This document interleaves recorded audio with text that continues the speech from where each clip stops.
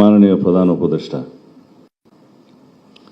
এবং আপনার সহকর্মীবৃন্দ, জাতীয় নেতৃবৃন্দ, আসসালামু আলাইকুম। আমরা এখানে দ্বিতীয়বারের মতো আলোচনার শুভ উদ্বোধন অনুষ্ঠানে এসেছি। এরপরে পুনর্বার আবার হবে কিনা অবশ্য জানি না, কিন্তু সংস্কার কমিশনের যে গতি, সেই গতি নিয়ে আমরা মোটেও সন্তুষ্ট হতে পারিনি। কারণ এই সংস্কারের জন্য আমরাই প্রধান প্রবক্তা। আপনারা যদি সৌভাগ্যক্রমে দায়িত্ব গ্রহণ না করতেন, তাহলে যখনই ফেসিবাদের পতন হতো তখন আমাদের কমিটমেন্ট অনুসারে আমাদের যেতে হতো। এখানে 31 দফার নিয়ে আমি কথা বলবো না। আপনাদের এমন কোনো সংস্কার নেই যেটা 31 দফার সাথে খুব একটা ম্যাচ করে নেই, তেমন না। তবে এর বাইরে আপনারা অনেক বেশি সংস্কার নিয়ে প্রস্তাব দিয়েছেন, এবং যে সংস্কার প্রস্তাবগুলো নিয়ে আমরা 3 দিন আলাপ করেছি অবিরত, বিশেষ করে আমাদের দলের পক্ষ থেকে। এর আগে লিখিতভাবে জবাব দিয়েছি। আপনাদের সংক্ষিপ্ত ভার্সনের যেটা আপনারা স্প্রেডশিট বলেন, সেটার সাথে আমরা খুব একটা একমত হইনি, যেহেতু এখানে বিভ্রান্তি সৃষ্টি হয়েছিল কিছু। তো যেভাবে আমরা জবাব দিয়েছি, ওখান থেকে আপনারা কম্পাইল করে আমাদেরকে জানাতে পারতেন যে এগুলো সবগুলো এই প্রভিশনগুলো আমরা একমত হতে পেরেছি বা অধিকাংশ দল একমত হয়েছে বা দ্বিমত হয়েছে। এখন জানি না আপনারা কি কি চিহ্নিত করে পরবর্তীতে কথা বলবেন। এমনিতে আলাপ আলোচনা জানতে পেরেছি কিছুটা আপনারা আইডেন্টিফাইড করেছেন যে মেজর ইস্যুসগুলো নিয়ে আপনারা আলোচনা করবেন। কিন্তু আমরা যেন একটা বিষয়ে একমত হই যে let us agree to disagree on certain points, major issues, যেগুলো কখনোই হয়তো সবাই একমত হতে পারবেন না। যাই হোক, সংস্কার নিয়ে আর বেশি কথা বলবো না, বললে রিয়াজ ভাই কষ্ট পাবে। তো দ্বিতীয় হচ্ছে, আমি এখানে প্রশংসা করতে আসিনি, আমরা এখানে আলোচনা করতে এসেছি। এখন আপনাদেরকে যে বিষয়গুলো বুঝাতে পারেনি অবিরত, তো সেটাকে আজকে বোঝাতে পারবো মনে হয় না। একটি কারণও নাই ডিসেম্বরের পরে নির্বাচন। আমরা কেন, কি উদ্দেশ্যে ডিসেম্বরের আগে নির্বাচন চাই, কেন চাই, যৌক্তিকভাবে আমরা প্লেস করেছি, বহুবার প্লেস করেছি। এবং জাতির মধ্যে বিভিন্ন রকমের কনস্পিরেসির একটা সুযোগ নিচ্ছে কেউ কেউ, এবং বিভিন্ন রকমের অস্থিরতা সৃষ্টির উপায় তারা আছে। সেটা আভ্যন্তরীণভাবেও আছে, বহির্বিশ্বেরও আছে। অনেকে বক্তব্য রেখেছেন যে পার্শ্ববর্তী একটা দেশ নির্বাচন চাই। ওরা নির্বাচন চায় না বলে কি আমরা অনির্দিষ্টকাল নির্বাচন চাইবো না? তারা কেন নির্বাচন চায় সেটা তারা জানে। তারা বলছে তারা ইনক্লুসিভ নির্বাচন চাই। তা আপনারা তো কাউকে কাউকে এক্সক্লুড করেই দিয়েছেন, সুতরাং বোঝাই যায় তারা কে কি বলছে। কিন্তু যদি ইউরোপ আমেরিকা নির্বাচন চায়, তখন তো আপনারা কিছু বলেন না। এবং দেশের অভ্যন্তরে এবং বাইরে বহু বিবৃতি আছে নির্বাচনে মানে চাওয়ার ব্যাপারে। তো সেই জন্য আমরা আমাদের দলের পক্ষ থেকে, আমাদের সমমনা রাজনৈতিক দলের পক্ষ থেকে, আমাদের সাথে যারা আন্দোলন সংগ্রামে ফ্যাসিবাদ বিরোধী যুক্ত ছিল সেই আন্দোলনে, তাদের সবার পক্ষ থেকে আমরা বলেছি। কিন্তু দুঃখজনকভাবে মাননীয় প্রধান উপদেষ্টা যেটা বলেছেন যে একটি মাত্র দল শুধু ডিসেম্বরের ভিতরে নির্বাচন চায়, ক্ষমা করবেন, এই বক্তব্য বোধহয় আমাদেরকে আহত করেছে। তো যাই হোক, আমরা সংস্কারের কথা বললে তো আমাদের মাননীয় আইন উপদেষ্টা বলেই দিয়েছেন যে আইন মন্ত্রণালয়ের সংস্কার প্রায় শেষ, বাকিগুলো চলমান। শুধু ওখানে একটি বিষয় আছে যে কনস্টিটিউশনালিটি দেখা হয় নাই। প্রথম যে আইনটা, অধ্যাদেশটার কথা প্রথমে যেটা আপনি বললেন যে জাজেস রিক্রুটমেন্ট অর্ডিন্যান্স বোধহয় 2025 যেটা হয়েছে, এখানে এমনকি যে জাজেস রিক্রুটমেন্ট কাউন্সিল যেটা ফরমেশন হয়েছে, সেটার কনস্টিটিউশনালিটি নাই। এই অধ্যাদেশটা চ্যালেঞ্জড হয়েছে এবং সেই রিটটা কোনো রকম একটা অবজারভেশন দিয়ে ডিসপোজ অফ করা হয়েছে।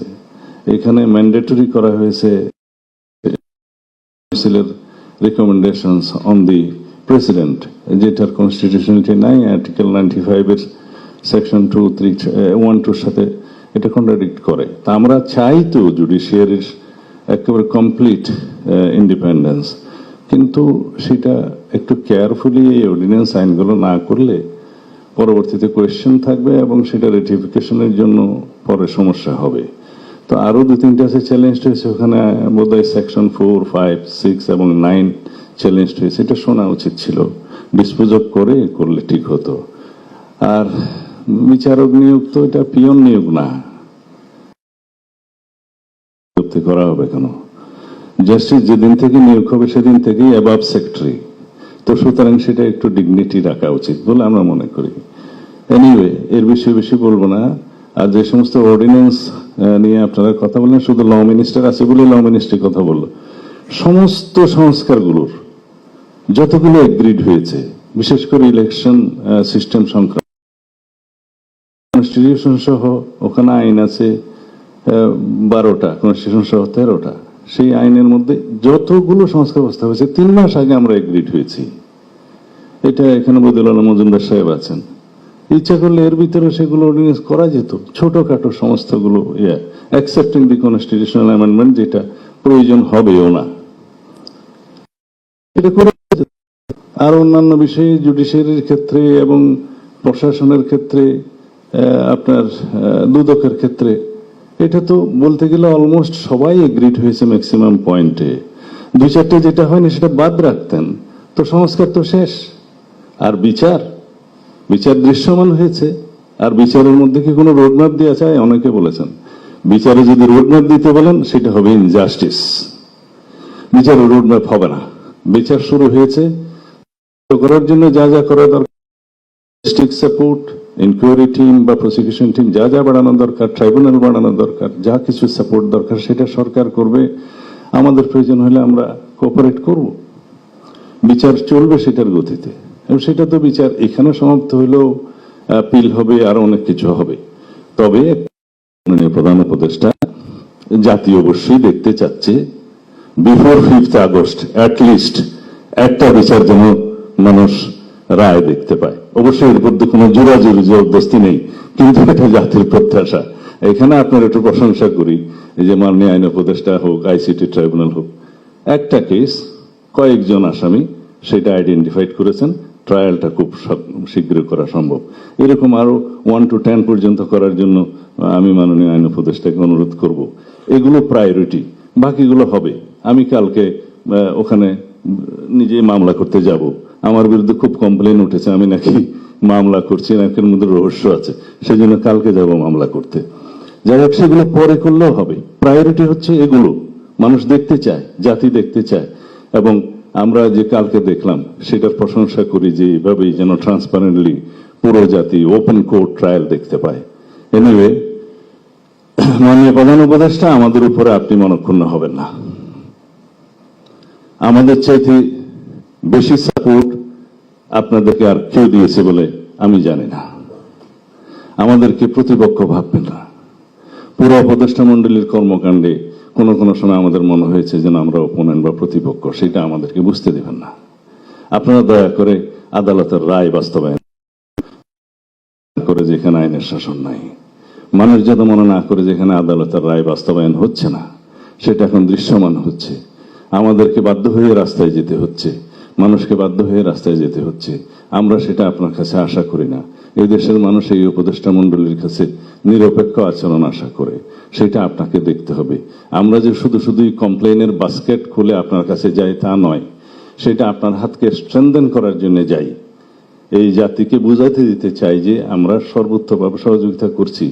আর সবসময় প্রশংসা নিয়ে যদি আপনার কাছে যাই, যে সমস্ত লোকজন উপদেষ্টা মন্ডলীর শুধু আপনাকে বাইরের দৃশ্য সম্পর্কে বলে না, শুধুমাত্র প্রশংসা করে, সরকার তো কয়েকবার দেখছি, বিরোধী দলেও দেখছি, তারাই হচ্ছে সবচাইতে বেশি ক্ষতি করে সরকারের সমালোচনা যারা বেশি করে, আপনার ঘরের মধ্যে যারা আপনার সমালোচনা করবে, ধরে দেবে, তারা আপনার বন্ধু। আমরা আপনার বন্ধু, আমরা হয়তো বাইরে আছি, কিন্তু সবচেয়ে বেশি আপনাকে সমর্থন করব। দয়া করে সবকিছু বিবেচনায় না করে একটা রোডম্যাপ দিবেন, ডিসেম্বরের ভিতরে নির্বাচনের জন্য, সেটা আমাদের দাবি।